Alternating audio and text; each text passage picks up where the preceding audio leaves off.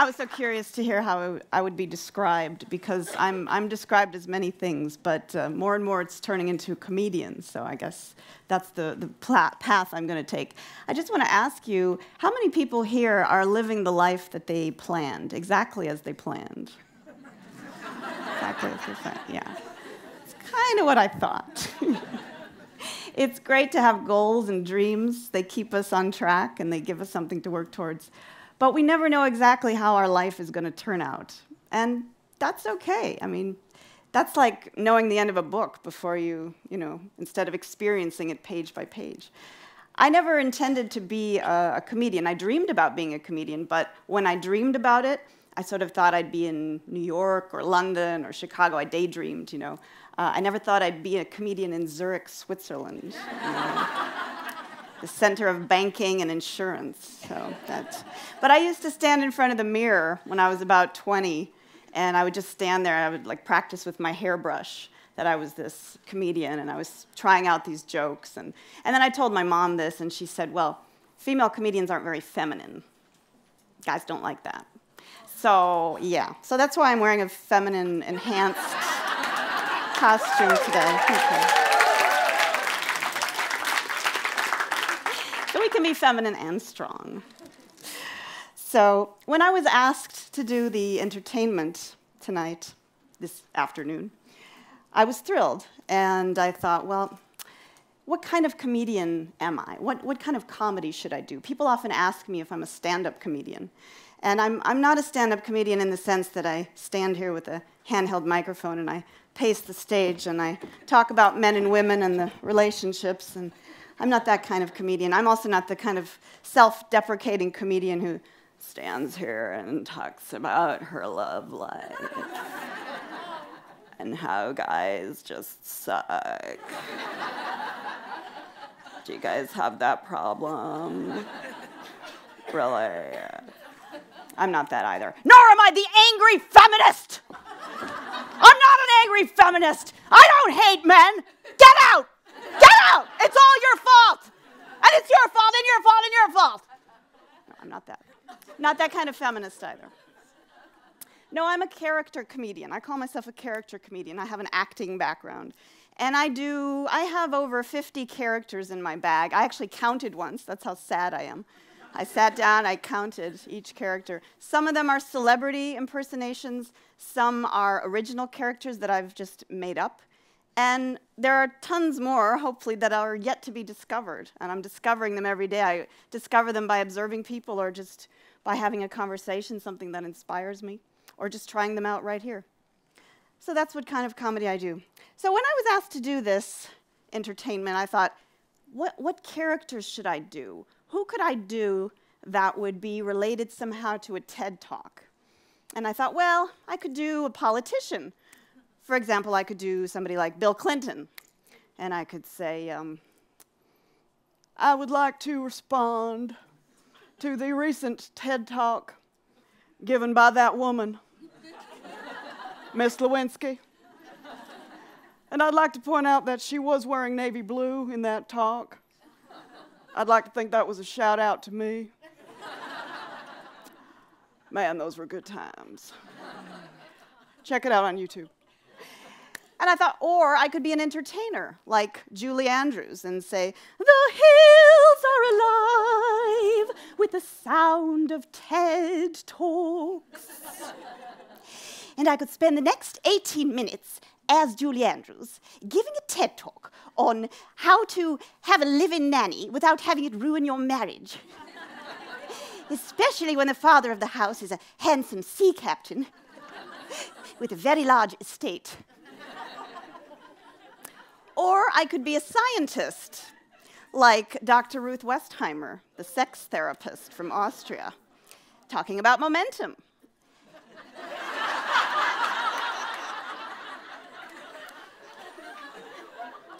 Momentum is like having an orgasm. Because you build and build and build, and it gets faster and faster and faster until you reach the highest altitude possible. And then what? You sail for a while, you cruise around, you you turn, maybe. You're swimming around. You don't know. There's turbulence. You don't know what's happening. And then you have to land.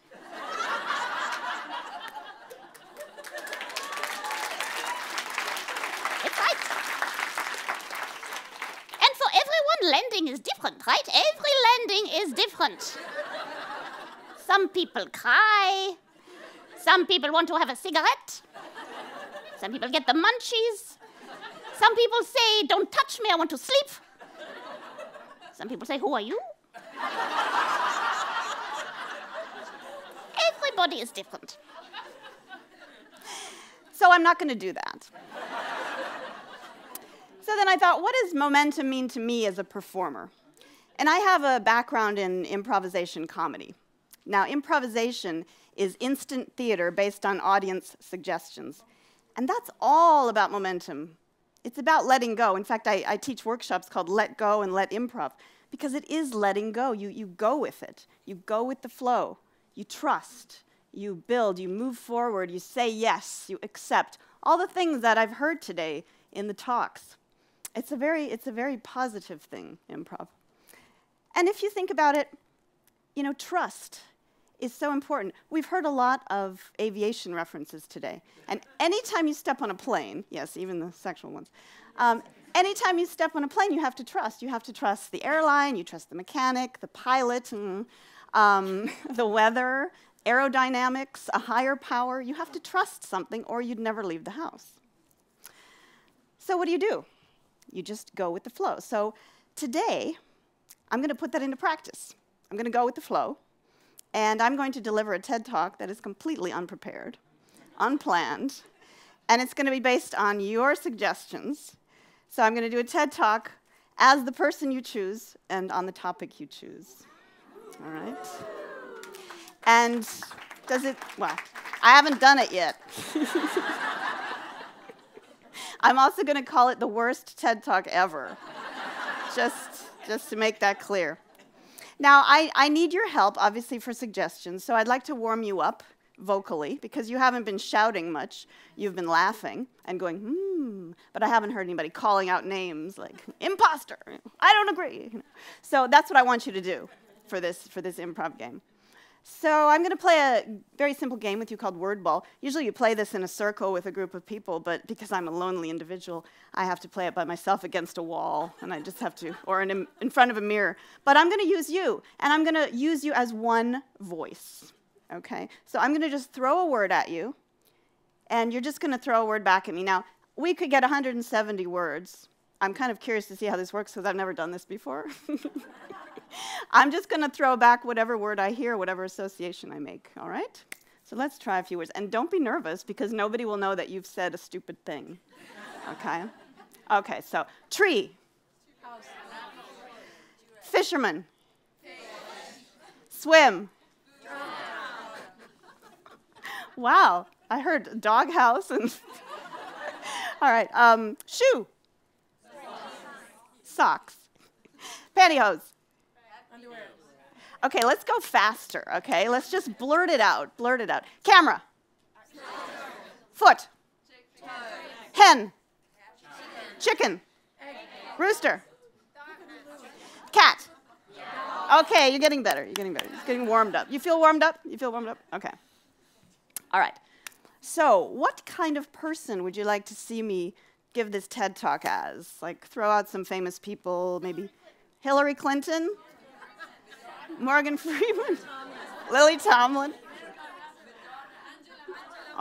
Oh my gosh, okay. Okay, I think the top two I heard, who? Pope Francis. Okay, it's impossible to choose one, so you're going to have to choose. So on the count of 3, I would like you to yell out who, of all the things you heard, who would you like to hear? 1, 2, 3.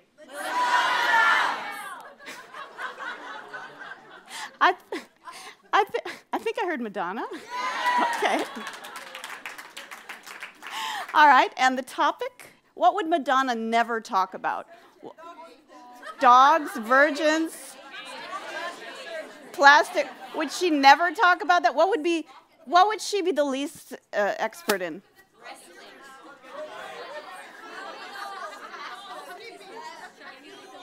Wow, I warmed you up too well. I think I heard rocket science. All right. Now, Madonna talking about rocket science. Now, for this talk, I've been watching a lot of TED Talks and studying people, obviously, today, too. And hand gestures are very important in TED Talks. So I've been studying that. There are like 3 basic hand gestures that I've seen that I've decided to name. One of them is the this. I call this the church. It's like, here's the church, here's the steeple, open the door, and look at the people. This is the church. Then there's the politician. This was Bill Clinton, you saw earlier. This is Hillary Clinton, by the way. All right. And the third one is the clicker. That's the person who's very attached to their clicker, and they use it. All right. Okay, so now you think you're off easy, but I actually need some help in this talk because I need somebody to be my hands. You know the helping hands game that you play as a kid? You stand behind someone and you're the hands. So it would be great for me, since I have so much else to do, if you guys would be my hands. So who would like to come on stage and be my... I see a hand go up. Come up here, please.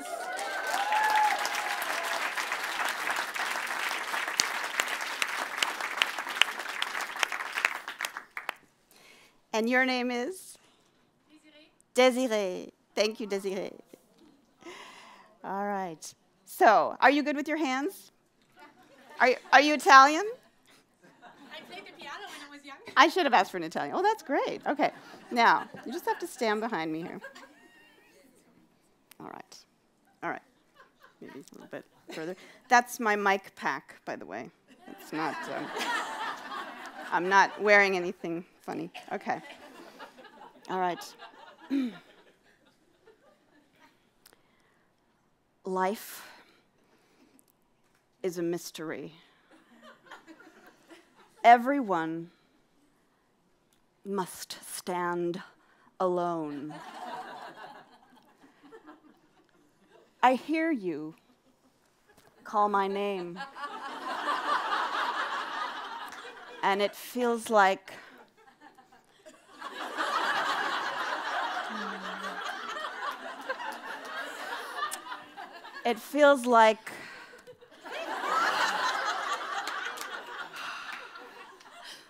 next slide, please.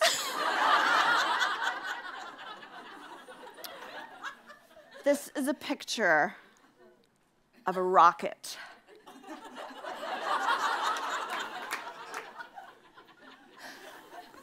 Rockets are a very masculine symbol. And as a strong woman, obviously, I don't have a penis.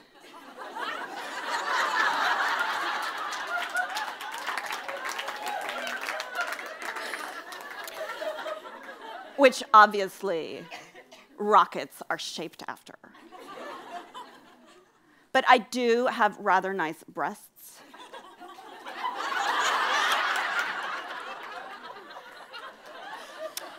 And I know many famous fashion designers like Jean-Paul Gaultier, who design special rocket bras for me. They're very long and pointed. And they have a lot of uplift.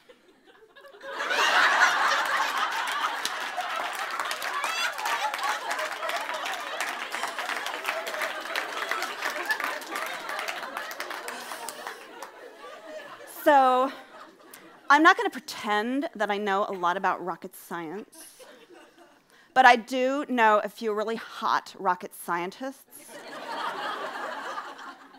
that I've slept with. I'm just saying.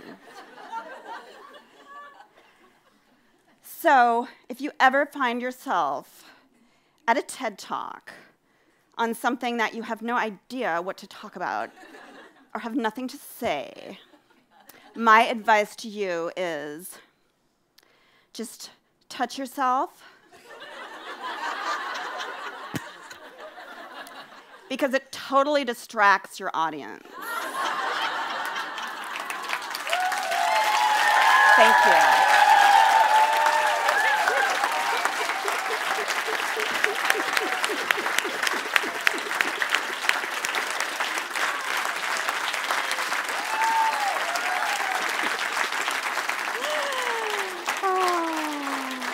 Thank you. Thank you. And that was totally unplanned.